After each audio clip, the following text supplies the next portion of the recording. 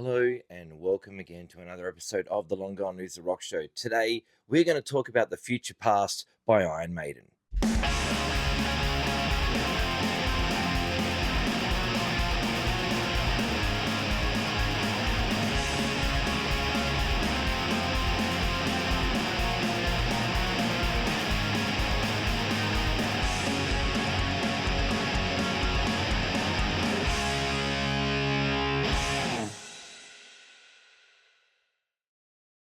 The Future Past by Iron Maiden, what a tour. We have been waiting for Iron Maiden to come back for such a long time.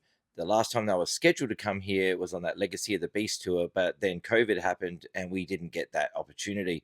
And they didn't reschedule it. It was supposed to be like postponed, but then it just didn't happen at all.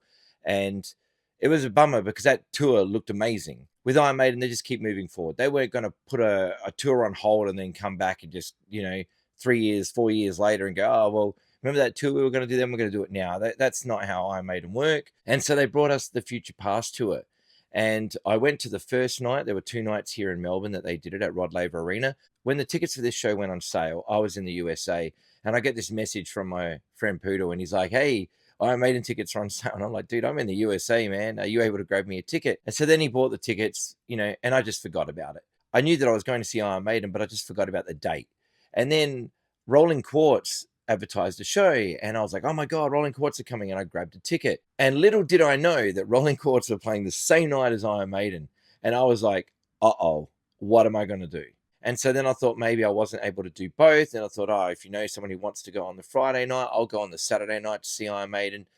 So if you want to swap it or whatever. And he said, no, I don't know anyone that's going. I mean, I've got tickets for both nights, but I'm going with my friend. But I do have 4 tickets for all of us to go on the Friday night. And I was like, okay, I'm going to try and get there.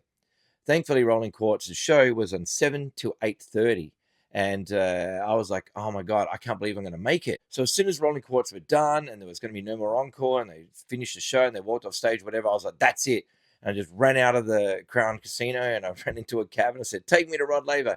And so we got there and I got there with 10 minutes to spare. I got a spot that was kind of close to the front. I mean, it was very hard. It was so packed in there and I was on general admission. For Rod Laver shows, I really do prefer being in the seats because I am one of the most unlucky people that I know that wherever I stand, I'm going to have somebody who's about a foot taller standing in front of me.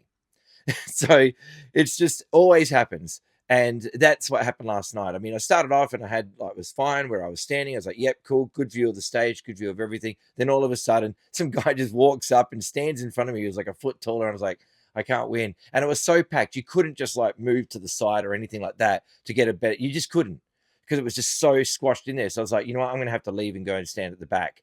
So I did. I got out of where I was. I can't stand, trying to do this around someone anymore. So I ended up just, going down the back and watching it. But that's no shade on how good Iron Maiden's show was, obviously. There was just me being short. So short people problems. Even though I'm 5'10", I still feel very short. The thing that I love about Iron Maiden is that when you go see Iron Maiden, their audience is so electric for this. They've been waiting for this and they were so fired up. When Doctor Doctor starts, which is the music they play over the PA before they come out on stage, you can tell everyone is fired up.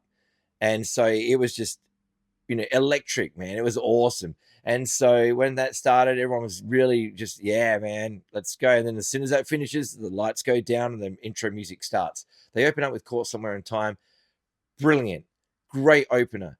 Absolutely loved hearing that live. I've never heard that song live before. So hearing it live for the first time was just, oh, wow. I love Somewhere in Time as an album. I think it's a fantastic record. So to hear songs from that record played, I was ecstatic. I mean, you've seen the set list, right? The set list, we all know what the set list is. They don't change it. It's the same set list throughout the whole tour.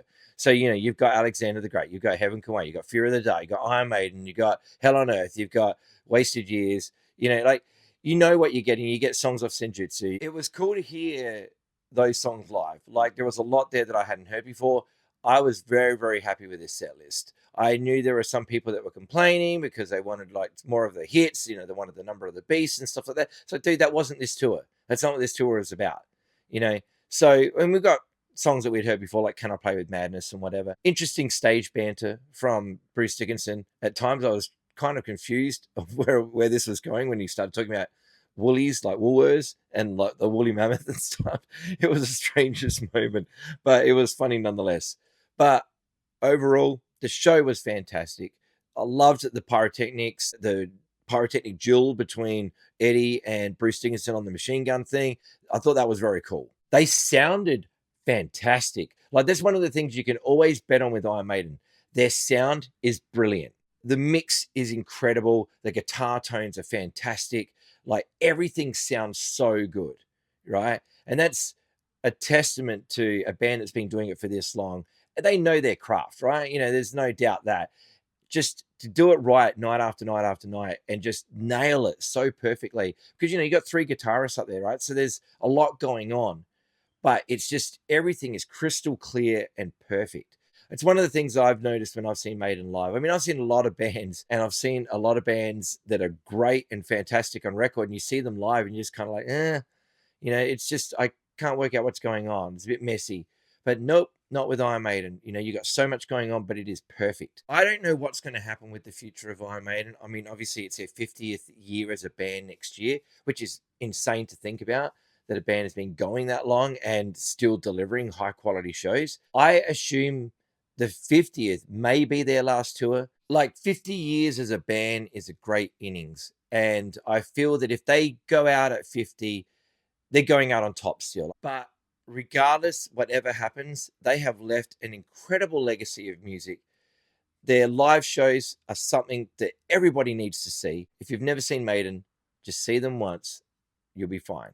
Like, I feel that the 50th anniversary show would be huge. Maiden's live show is like 2 hours long, right? So a 50th anniversary show would, I mean, you've got a lot of ground to cover. I know it's going to be awesome. Whatever they finish with and say goodbye with, it's going to be incredible. I feel Steve Harris is just going to keep playing forever. They've got British Lion going on. They're in Australia right now, as well as Maiden. Whatever happens, it doesn't matter. Iron Maiden have left their mark as one of the greatest metal bands in history of all time. And, there's no denying that. They're one of the most successful bands. I'm so thankful that I got to see The Future Past. The Future Past is a fantastic tour. Do yourself a favor, check it out if you haven't already. If it's coming to your city, I know you're going to love it. So head along to that. Also, did you notice the Easter egg on the backdrop with the dates? They got the 3 dates on there. And if you know those dates, well, when Iron Maiden was born, Senjutsu was released, and Summer in Time was released. So there we go. It was amazing, man. Like, what a show. Future Past, man. What a great show that was. And I'm so glad and so thankful to be living in the same time continuum as Iron Maiden. But anyway, it was a fantastic show. Thank you very much for watching this episode of the Long Gone Lizard Rock Show. Take care of yourselves, look after each other, go buy some Iron Maiden, and I'll see you in the next video. Bye-bye.